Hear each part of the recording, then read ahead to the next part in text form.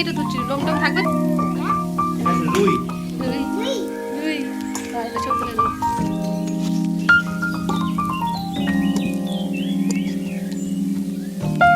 কথা হয়ে গেছে।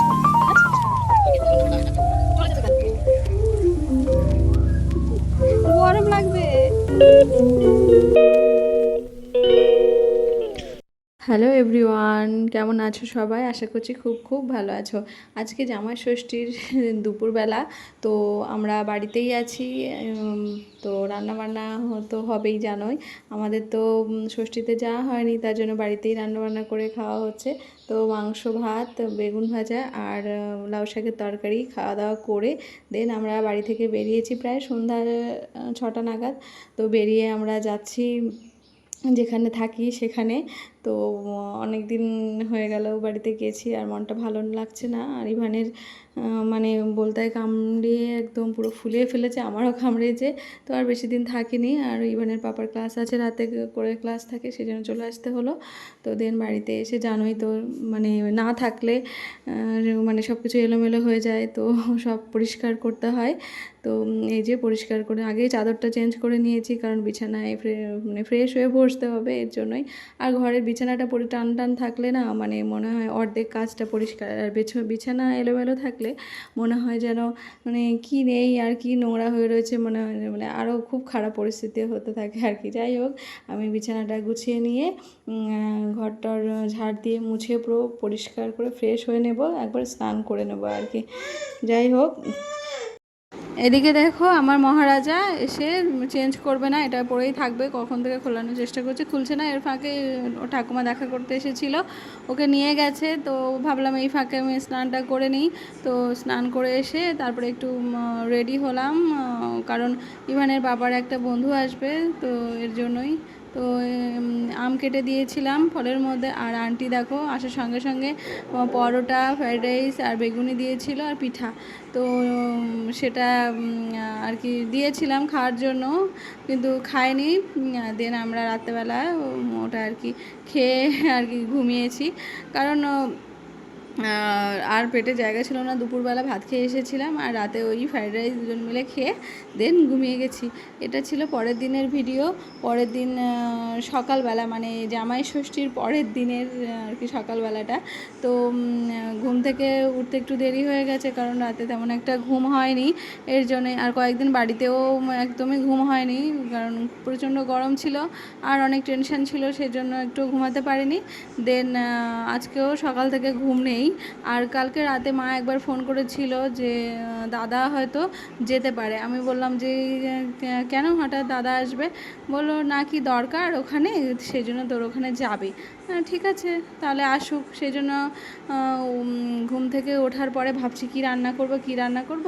তো ইভানের পাপাকে বললাম যে একটু বাজারে যাও, কিছু একটু আনো। তো বললো যে আমার কাছে তো টাকা নেই, তো কীভাবে আনবো? তো আমি বললাম মা কিছু টাকা পাঠিয়েছে, তো সেটা দিয়েই বাজার করতে বলেছে। তখন ও সারপ্রাইজড হয়ে বললো তাই সত্যি? আমি বললাম হ্যাঁ, দাদা আসবে বলে টাকা পাঠিয়েছে যে কিছু বাজার করিস। আমি বললাম যে ঠিক আছে তাহলে করব, আর কখন আসবে সেটা বলে দাও। কিন্তু এইদিকে মা আসবে আমি কখনোই জানতাম না। আর এইদিকে দেখো ইভানের পাপাকে মাংস আনতে বলেছি, আর এই দেখো পুরো সব হাড় মাংস নিয়ে এসছে, আর আমার মাথাটা তখনই গরম হয়েছে। আমি বললাম এত টাকার মাংস নিয়ে আর এই এরকম হাড় মাংস খেতে দেবো? আর সেই জন্য আমি আবার মানে বাজারে চলে এসেছি, মানে মাংসটা চেঞ্জ করতে। তো চেঞ্জ করে তারপরে আসলাম একটু সবজি বাজারে, সবজি নিতে। আর ইভানকেও ঠাকুমার কাছে রেখে এসেছি, বললাম আন্টি একটুখানি রাখেন, আমি যাই, নইলে আর মাংসটা চেঞ্জ করে দেবে না। এই হাড় মাংস কারোর পাতে দেওয়া যায় বলো তো? আর তারপরে আসলাম একটু ঢাকেশ্বরীতে মিষ্টি নিতে। দাদা ঢাকেশ্বরীর মিষ্টি খুব পছন্দ করে, আমি যখন বাড়িতে যেতাম তখন একটু নিয়ে যেতাম। তো সেই জন্য ওর জন্য একটু রসগোল্লা নিয়ে নিলাম। আর এই যে দুজন মিলে আজকে বাজার করেছি। তো আজকে জামাই ষষ্ঠীর পরের দিন, যেটা জামাই বাজার হয়, তো আমরা দুজন মিলে খুব সুন্দর করে বাজার করেছি। আর এই দেখো আমি সিনার মাংসটা নিয়ে এসেছি। এই হচ্ছে মাংস, খাসির মাংস এরকম সিনার মাংস না হলে না একদম মন পছন্দ হয় না আর কি। আর তোমরা তো ফারাকটা দেখেছো যে কেমন মাংস দিয়েছে, আবার কেমন মাংস কিনে নিয়ে এসেছি। এই লোকটা বলছে আমাকে বলেইনি যে মাংস ভালো মাংস দাও। আমি তো বলতে হবে কেন, তোমাদের তো একটা বিবেক থাকে না, মাটনের এত দাম আর তারপরে তোমরা এরকম একটা মাংস দিচ্ছ, একটু মানুষ তো এক পিস হলেও তো খাবে, তো কি খাবে। তো বলার পরে সঙ্গে সঙ্গে সিনার মাংসটা দিয়েছে, তো ভালো লাগলো। তো ভাবলাম শুধু মাংস নেব, একটু মাছ নিই, তো এক পিস কাতলা মাছ নিলাম আর কয়েকটা রুই মাছ নিলাম। আর দুপুর 1টা বেজে গেছে, মাছ আর থাকে বাজারে একদমই মাছ ছিল না। ইচ্ছে ছিল একটু ইলিশ মাছ নেব, ইলিশ মাছ মানে একটু কেমন ছিল নরম নরম, ওই জন্য নিইনি। তো চিংড়ি কাতলা আর রুই মাছ নিয়ে চলে এসেছি আর কি। আর একটু পটল ভেন্ডি সবজি যেটা লাগে সেটা আর কি নিয়ে এসেছি। আর দাদা উচ্ছে আলু আর চিংড়ি মাছ দিয়ে চচ্চড়ি টাইপের খুব ভালোবাসে, তো আজকে স্পেশালি দাদার জন্য সব কিছু রান্না হচ্ছে, কারণ দাদা মানে ইভানের অন্নপ্রাশনে শুধুমাত্র এসেছিল বাড়িতে আর আসেনি। তো সেই জন্য অনেক দিন পর আসছে, তো খুব এক্সাইটেড আমি। দাদা অনেক দিন পর আমার বাড়িতে আসছে, তো ভীষণ খুশি। আর দাদা যদি আসবে জানতাম তাহলে আমি বাড়িতেই থাকতাম, আর বাড়িতে থাকলে বেশি ভালো হতো, আরও যত্ন করতে পারতাম। ভাড়া বাড়িতে তো সেরকম মানে অতটা সেটিং নেই, সব কিছু বাড়িতে যতটুকু আছে। তো সেই জন্য পরে জানলাম, মা বললো, আর দাদাও জানতো যে আমি হয়তো বাড়িতে থাকবো, তো সেই জন্যই সেই উদ্দেশ্যেই প্রচুর বাজার করেছে আর আমার জন্য কত কিছু কিনেছে। আর মা বলেছে যে আমার সমস্যার কথা, তো আমি বলিনি, মা তো জানোই সবটা বোঝে, সেই জন্যই দাদা আরও বেশি করে এই কারণেই হয়তো আসছে আমার মনে হয়।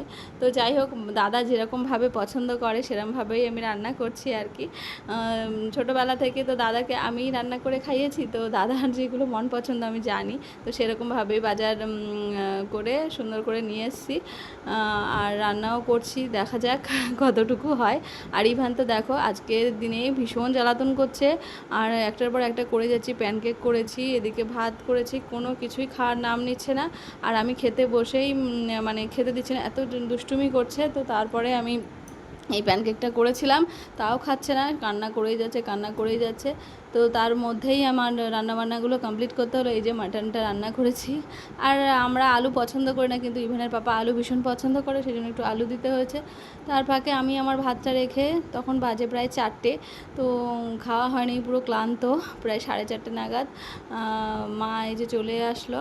তো মাই প্রথমবার এই বাড়িতে আসলো আর কি, আর এসে ভীষণ ক্লান্ত শুয়ে পড়েছে। আর ইভান তো পেয়ে খুব খুশি, অনেক দিন পর দেখেছে দিদুনকে, তো আদর করছে, গামছা গায়ে দিয়ে দিচ্ছে, তারপরে আমার চাদরটা মানে ওড়নাটা আর কি গায়ে দিয়ে দিচ্ছে আর কি, মানে কি যত্নের ত্রুটি করছে না আমার থেকে বেশি। অ্যাকচুয়ালি মা আসার কথা ছিল না, আমি মাকে কতবার ফোন করছি, মা ফোন তুলছে না। মা শুধু বলেছিল দাদা আসবে, মা আসবে আমি জানতাম না, কিন্তু যখন ফোন করেছে ঘোষপাড়া স্টেশনে নেমেছে তখনই ফোন করেছে, তো তখনই বুঝতে পেরেছি যে মা আসছে। মানে দাদা কোথায়, বলে না দাদা আসবে বলেছে, ও একটা কাজে বেরিয়ে গেছে, সেই জন্য এখনও এসে ওঠেনি, তো আসবে। আমি বললাম ঠিক আছে, তাহলে তো খুব খুশি হলাম। তারপরে মা আসলো, তারপরে একটু গ্লুকন্ডি জল করে দিলাম, খেয়ে একটু রেস্ট নিচ্ছি। আমি বললাম ভাত খাও, বললো না সন্ধ্যা হয়ে গেছে, এখন আর ভাত খাবো না, একবারে রাতে খাবো, তোর দাদা আসুক তারপরে। আমি বললাম আচ্ছা ঠিক আছে, তাহলে তুমি রেস্ট নাও। আর এদিকে তো ইভান ঘুম থেকে উঠে ভীষণ খুশি, মানে সারাদিন যতটুকু দুষ্টুমি করেছে, আর মাকে দেখেও ভীষণ খুশি হয়েছে। আর আমার দেখো মানে চোখ মুখের অবস্থা, মানে শুধু ঘুরেছি, রোদের মধ্যে বাজার করেছি, আবার রান্না করেছি, একটা ওভেন নিয়ে পাগল হয়ে গেছি, একটার পর একটা করতে হয় জানোই। আর তার মধ্যে আবার বাচ্চা যদি দুষ্টুমি করে মাথা খারাপ হয়ে যায়। প্যানকেকগুলো দুপুরবেলা করেছিলাম, এই এখন একটা একটা করে মায়ের সঙ্গে বসে খেয়েছে আর কি।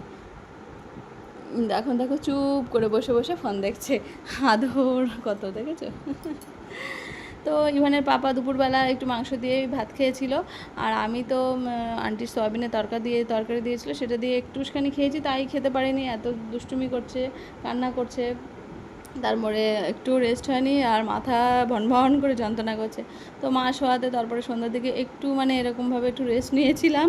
তো রেস্ট নিয়ে দেখো কপালের মধ্যে একটা কত বড় ফোড়া হচ্ছে, ক্লান্তির শেষ নেই, মানে কয়েকদিন ধরে মানে ঘুম হচ্ছে না, কি বলবো। আর তারপরে রাত 9টা নাগাদ মাকে খেতে দিলাম কুমড়ো আলু ভাজা, বেগুন ভাজা, উচ্ছে আলু দিয়ে চিংড়ি মাছ ভাজা, তো আর অল্প কিছু রেখেছি দাদার জন্য যদি আসে, সেই জন্যই। এবার তারপরে স্নান করে এসেছি, মাকে খেতে দিয়ে স্নান করতে গেছিলাম, তো ফ্রেশ হয়ে দেন এই যে আসলাম, পুরো মানে একটু ভাল লাগছে স্নান করার পর, অনেক ক্লান্ত লাগছিল, এতটাই কি বলবো।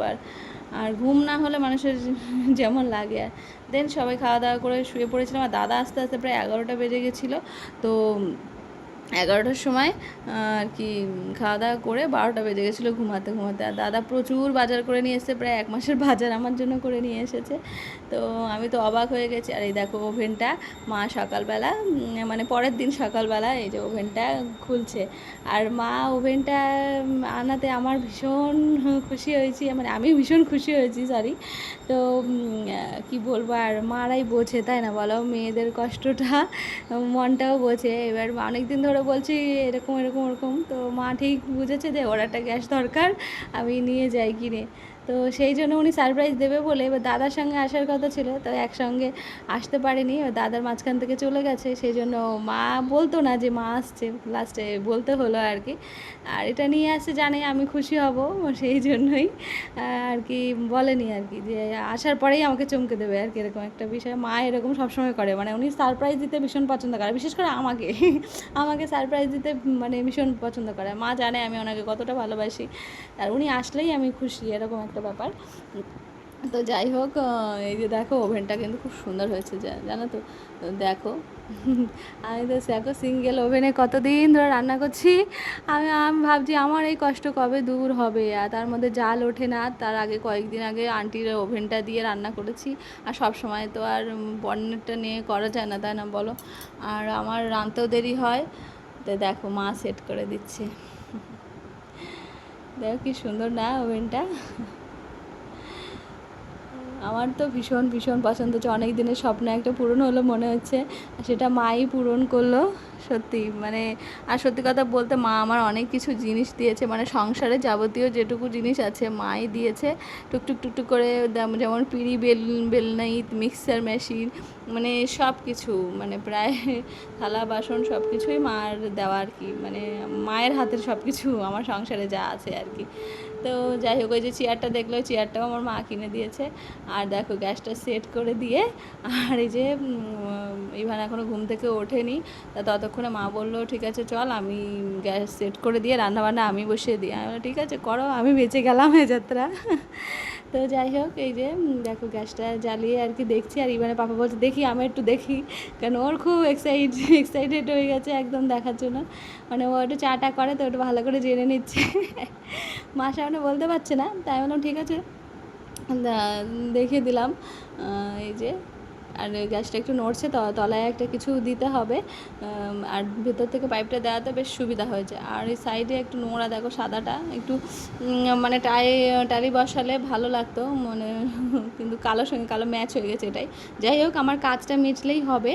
আর ওই যে দেয়ালে কেমন লাগছে দেখতে, ওটার জন্য স্টিকার লাগাবো ভাবছি আর কি, দেখা যাক কতদূর কী করা যায়। আর আজকে দুপুরবেলা তেমন কিছু রান্না করবো না, মানে আগের দিনে এত কিছু রান্না করে সবাই বলছে যে আর বেশি কিছু খাবো না, কিচ্ছু রান্না করতে হবে না, ডাল ভাত কর, এটাই খেয়ে আমরা বেরিয়ে যাব। তো আমি বললাম হ্যাঁ দাদা এতদিন পরে এসেছে, আর ডাল ভাত খেয়ে চলে গেলে হবে, তাই না বলো। তো কিন্তু বকাবকি করছে বলে আমি ঠিক আছে তোমাদের যা ইচ্ছা তুমি তাই খাও, বাসি বুসি খেয়ে বাড়ি যাও। হ্যাঁ, তো মা বললো না সেটা না, কিন্তু খাওয়ার জায়গা নেই আর কি হবে।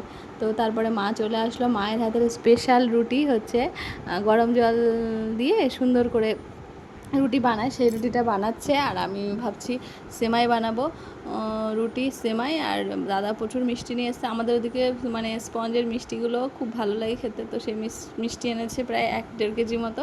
তো সেটা তো শেষ করতে হবে, তো মিষ্টি দিয়ে রুটি দিয়ে আম দিয়ে খেতে হবে। আর আমও এনেছে প্রচুর, প্রায় 10 কেজির বেশি আম এনেছে, গাছ পাকা মানে গাছ থেকে ভাঙছিল সেই আম আর কি নিয়ে এসছে। তো যখন এনেছে ভিডিও করতে ইচ্ছা করছিল, কিন্তু কী বলতো আমার দাদা আবার অতটা ভিডিও করা পছন্দ করে না একদমই, তো আমাকে বকা দেবে, সেই জন্য আমি ভিডিও ক্লিপগুলো নিতে পারিনি। তো এই যে আমগুলো বের করেছি ফ্রিজ থেকে, তো এইগুলো কাটা হবে। আর এই যে মা দেখো রুটি বানিয়েছে, তো এই যে দেখো এবার রান্নাঘরের মধ্যে গুটুর গুটুর গুটুর গুটুর করছে আর কি। সকালের ব্রেকফাস্ট তো কারোর করা হয়নি, কেউ কিছু খায়নি এখনও। মা শুধু গরম জল খেয়েছে একটু, আর এই যে রুটি বানাচ্ছে, আমি সেমাই বানাবো, তো এটা দিয়েই আজকে সকালের ব্রেকফাস্ট করা হবে। দাদাকে বললাম দাদা একটু পরোটা করে দেবো, ও বললো না না আমি কালকে এমনি মাটন খেয়েছি, রিচ খাবার খেয়েছি, আজকে পুরো হালকা খাবো আমি মাটন, মানে ওই যে পরোটা খাবো না। তো ওই সাদা সাদা রুটি সেমাই আর মিষ্টি, তো এটা দিয়েছি। মায়েরা দাদার জন্য প্লেট সাজিয়ে, আবার দাদা কি বলছে হ্যাঁ আমি তো গেস্ট, আমার আবার সাজিয়ে দিবি তুই।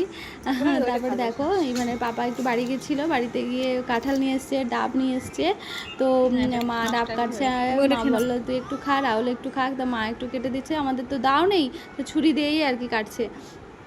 দেন মা আর দাদা বাড়িতে যেতে বলছিলাম, তো বললো মা দাদা বললো যে একটু দেরি হয়ে যাবে, আমার তো আজকে বেরিয়ে যাবো, এর সঙ্গে সঙ্গে সময় ছিল না, আর গেলে তো একটা রাত থাকতে হবে। ওরা কিন্তু বাড়ির উদ্দেশ্যেই এসেছিল, কিন্তু আমরা বাড়িতে নেই বলে আর যেতে পারিনি। তো দেন দেখো রেডি হওয়ার সঙ্গে সঙ্গে ইভান বলছে ও রেডি হবে, ও রেডি হয়েছে, তো দাদা বললো ঠিক আছে চল তাহলে তোকে আমি পার্ক থেকে একটু ঘুরিয়ে নিয়ে আসি। তো দেখো মামার সঙ্গে কত খুশি, মামাকে ছাড়তেই চায় না, সারাদিন ওর সঙ্গেই ছিল, মানে যেটুকু সময় ছিল মানে ততক্ষণ আর কি মামার সঙ্গে ছিল, মামাই মামাই করে পাগল হয়ে যাচ্ছে। তারপরে খুব কোনো রকম লুকিয়ে চুরিয়ে ইভানের পাপা দিয়ে গেল ইভানকে, আমি বললাম তাড়াতাড়ি দৌড় মারো, নইলে ও দেখতে পেলে আবার যাওয়ার জন্য চেষ্টা করবে, মানে কোনো মতে যেতে দেবে না। এই দেখো মামাই মামাই করছে, খুঁজে পাচ্ছে না, এই ঘর ওই ঘর ঘুরে বেড়াচ্ছে, কোথায় গেল কোথায় গেল। আর মাকে বলেছি মা ওরা পার্কে গেছে, এই ফাঁকে তুমি হাঁটা দাও। তারপরে মা হেঁটে হেঁটে চলে গেছে সেন্ট্রাল পার্ক পর্যন্ত, তো ওখান থেকে টোটো করে ঘোষপাড়া স্টেশন আর কি যাবে।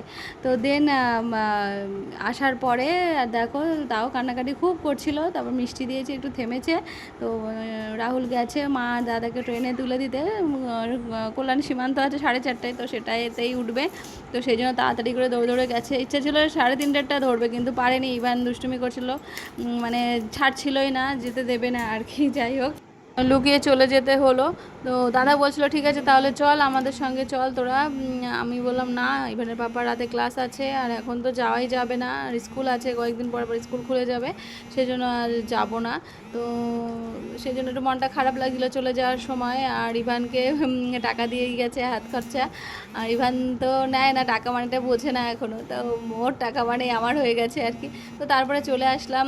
ইভানের পাপা চশমা কিনতে, অনেকদিন ধরে চশমাটা কেনা হচ্ছে না, চোখে পড়তে পারছে না, আমারও চোখটা দেখিয়ে নেবো একবারে। তো দেন এই চশমাটা বানাতে দিয়ে তারপরে একটু বেরিয়েছি চা খেতে, তো চা খাবো, তো রাত অনেক হয়ে গেছিলো। তো দেন তাও একটু অনেক দিন বাইরে বেরোই না, মানে বাইরে চা খাই না, তো চাটা খেয়ে দেন ঘরে ঢুকে যাবো আর কি।